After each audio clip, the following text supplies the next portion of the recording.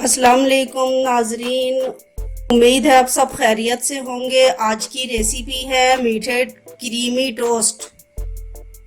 ہم آپ کو بتاتے ہیں کہ یہ میٹھے کریمی ٹوسٹ ہم کیسے بناتے ہیں، آئیے دیکھتے ہیں۔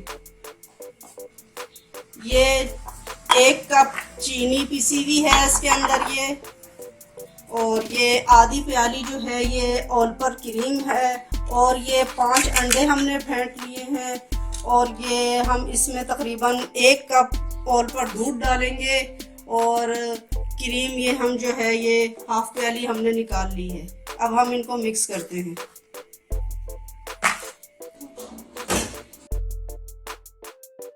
یہ مکس ہو چکا ہے۔ اب ہم اس کو جو ہے وہ اس میں ڈپ کرتے ہیں ٹوسٹ کو، اور فرائی کرتے ہیں۔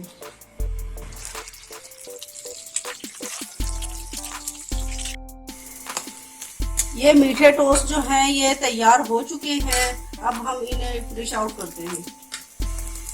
میٹھے کریمی ٹوسٹ تیار ہیں، ناشتے کے لیے چائے کے ساتھ کھائیں، شام کی چائے میں کھائیں، بچوں کو لنچ میں دیں۔